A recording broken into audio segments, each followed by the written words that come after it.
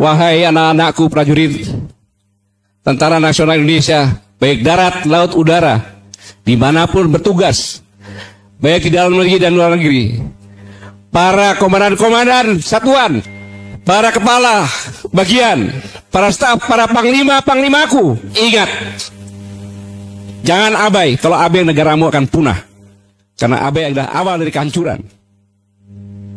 Ini bulan September, bulan kewaspadaan. Ingat, para pahlawan-pahlawan revolusi pada bulan September mereka disiksa dan dibunuh. Maka saya ingatkan, rapatkan barisan, konsolidasi, siaga penuh. Jangan mau dipecah-pecah oleh siapapun juga. Saya ulangi, siaga penuh. Jangan mau dipecah oleh siapapun juga. Jangan menganggap sepele pernyataan ini. Pernyataan dari politisi PDIP Effendi Simbolon yang menyebut TNI sebagai gerombolan. Meskipun dia hari ini sudah minta maaf, apakah itu akan cukup dengan minta maaf atau ada upaya lain? Kami ingin pendapat dari Pak Panglima TNI. Terima kasih. Pak, tentang masalah pernyataan Effendi Simbolon, Komisi 1 DPR dari fraksi PDI Perjuangan, dalam rapat dengar pendapat Menteri Pertahanan Republik Indonesia, Panglima TNI yang Kepala Staf Angkatan, kalau nggak salah itu hari Senin 5 September 2022, kalau tidak salah, kalau salah tolong saya koreksi ya. Ini sesuatu hal yang sangat-sangat luar biasa, ya, sangat-sangat luar biasa, bahwa di tempat yang sangat dipercaya, ya, di gedung DPR Republik Indonesia, disampaikan oleh anggota DPR dalam rapat dengar pendapat yang dihadiri oleh Menteri Pertahanan, waktu diwakili oleh Wakil Menteri, kemudian dihadiri oleh Panglima TNI dengan para asistennya dan Wakil Kepala Staf Angkatan Darat. Ini jangan dianggap ringan saja, bukan masalah permintaan maaf, tetapi kata-kata yang dikeluarkan ini sangat luar biasa. Bayangkan, di dalam forum terbuka, dan dia minta, kata-kata minta, biar didengar oleh publik. Biar didengar oleh publik. Yang isinya banyak sekali di temuan-temuan ini, yang insubordinari, disharmoni, ketidakpatuhan, kayak gerombolan, lebih dari ormas. Lebih dari ormas berarti FPI masih lebih bagus itu, ya kan? Kemudian NU, apalagi Muhammadiyah dan sebagainya, ormas-ormas lainnya. Jadi TNI itu sangat rendah. Ini sangat berbahaya karena kesimpulannya bahwa TNI ini sudah propaganda. Ada insubordinasi, itu suatu yang haram bagi seorang prajurit TNI. Kemudian disharmoni pemimpin-pemimpinnya. Kemudian lagi ketidakpatuhan, kayak gerombolan, lebih ormas. Dan terjadi pembangkangan. Saudara-saudara, ini adalah proses pembusukan Tentara Nasional Indonesia. Saya ulangi, ini ada proses pembusukan Tentara Nasional Indonesia. Sangat luar biasa. Kenapa? Karena pernyataan ini didengar oleh publik, ditayangkan secara live, ya kan? Disebarkan lagi. Bagaimana tentara-tentara di seluruh dunia, negara-negara seluruh dunia melihat, dan pernyataan ini sangat bisa dipercaya.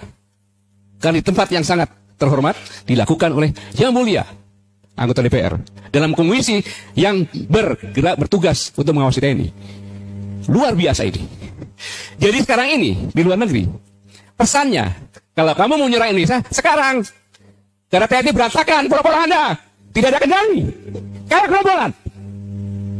Itu permasalahan dari luar negeri. Dari dalam negeri menyampaikan kepada rakyat, hei rakyat, jangan kau percaya sama TNI.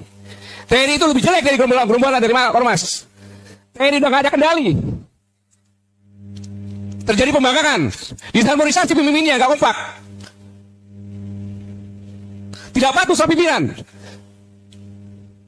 dan terjadi pembangkangan. Itu TNI sekarang. Sehingga kepercayaan rakyat diharapkan tidak percaya lagi sama TNI. Saudara-saudara, Center of Gravity Indonesia menjaga Indonesia ini bukan TNI saja, tapi bersatunya TNI dengan rakyat. Saya ulang, bersatunya TNI dengan rakyat.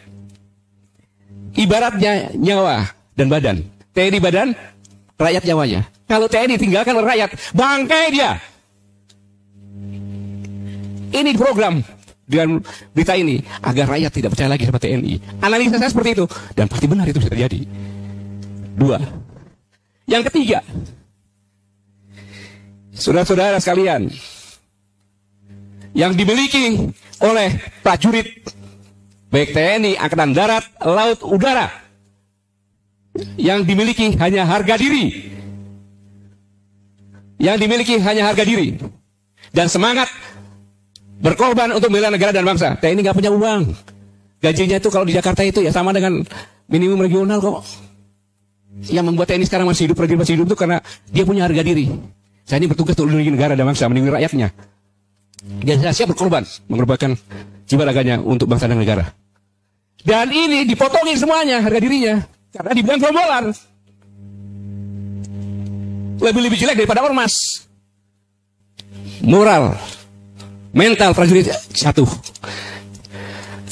Pemimpinnya disarmoni, maka pemimpinnya tidak dipatuhi oleh prajuritnya. Hilang kepercayaan kepada pimpinan. Ini sangat berbahaya. Kabar terbaru yang bikin geger adalah pelecehan dan hinaan pada Ustazah Ponpes Lirboyo oleh Eko dan pengikutnya. Ia disebut budak seksisis, tolol, mupeng, gangguan jiwa. Dan yang bikin pedih itu adalah ungkapan itu dimuntahkan buzzer saat Ustazah tersebut menukil pendapat Ibnu Katsir ketika menjelaskan tafsir surah Ali Imran ayat 14. Dan setelah saya ngobrol dengan Profesor Zaki, framing jahat Eko ini sudah memenuhi unsur pidana. Setidaknya yang pertama, penghinaan terhadap pribadi, pasal 310 KUHP dan pasal 27 ayat 3 Undang-Undang ITE. Yang kedua, penistaan agama di pasal 156A.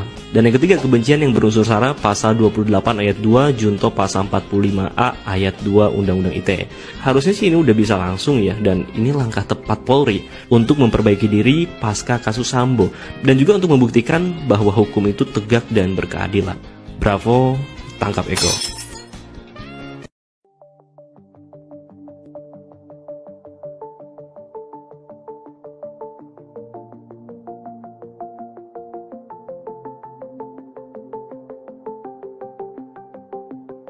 Hubbus syahawati minan nisa wal banin wal qanatir muqantar minadz zahabi wal fiddah. Jadi sebetulnya orientasi kenikmatan tertinggi bagi seorang laki-laki adalah perempuan. Makanya hadiahnya di surga nanti adalah bidadari.